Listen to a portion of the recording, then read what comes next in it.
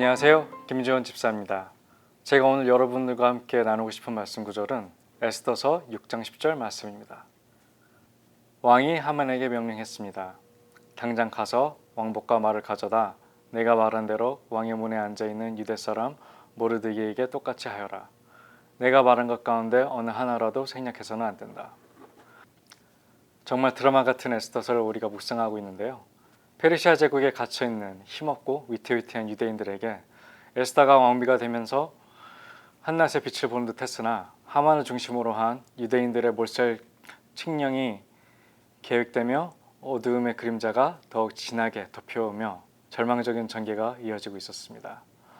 오늘 본문을 보면 페르시아 왕은 밤에 잠이 오지 않자 본인의 업적을 적은 연대기를 읊으며 잠을 청합니다. 왕은 모르드게가 신하들의 암살 계획을 고발했고 그것으로 인해 죽을 위기를 넘겼음을 기억하게 됩니다. 그에게 어떤 보상을 할지 고민을 하고 있을 그때에 하민은 모르드게를 죽일 허락을 받으러 왕께 가고 있었습니다.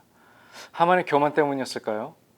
왕이 누군가에게 어떻게 보상을 해야 할지 하만에게 묻는데 그 보상의 대상이 본인일 걸 생각하며 하만은 아주 화려한 계획을 권장합니다.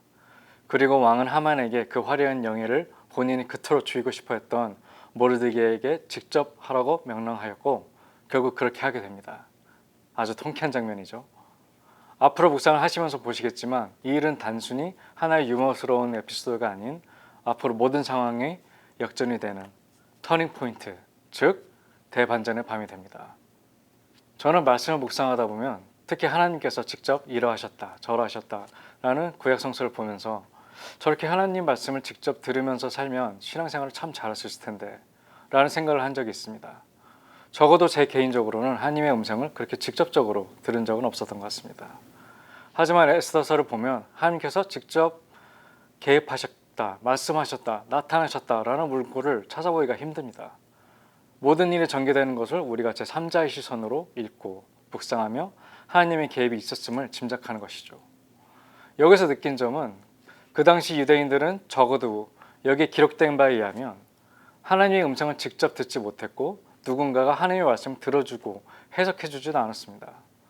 그럼에도 불구하고 하나님께서는 그들을 절대로 저버리지 않으셨고 그들의 상황에 자세히 개입하시며 그들을 구하실 계획을 하셨고 실현하셨음을 보게 됩니다. 그 안에서 오늘 보신 대반전이 일어난 것이죠.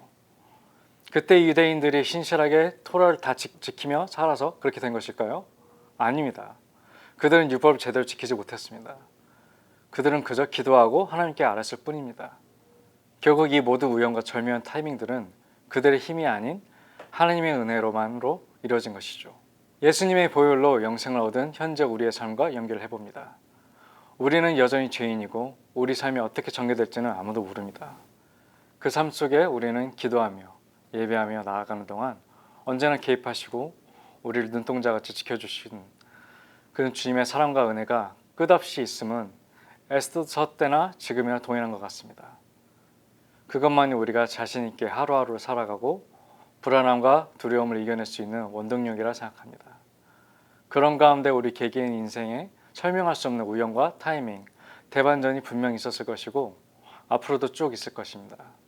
조금 더 깊이 묵상을 해보면 그런 드라마틱한 일뿐 아니라 죄인인 우리가 죄에 눌려 죽음의 삶을 사는 것이 아니라 승리자의 삶을 살아가는 매 순간순간 모두가 대반전이 아닐까라고도 생각해 봅니다.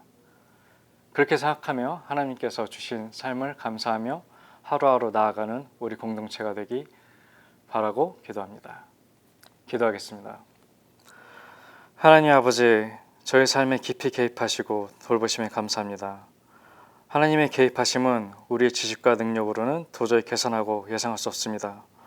전지전능하신 하나님, 우리가 감당하기 힘든 고난과 어려움을 겪을 때 주님께서 함께 하심을 절대 잊지 않고 나의 지식과 생각을 의지하는 것이 아니라 주님만을 의지하며 믿고 나아가는 더욱 성숙한 신앙이 되길 기도합니다. 믿음은 바라는 것들의 실상이요 보지 못하는 것들의 증거라 하셨습니다. 우리 믿음의 삶이 믿지 않는 이들에게 희망과 기쁨을 보게 하고 결국 그들이 주님을 볼 수 있는 통로가 되길 간절히 바라고 기도합니다. 우리 삶을 대반전의 삶으로 만들어 주심에 감사하며 예수님 이름으로 기도드립니다. 아멘.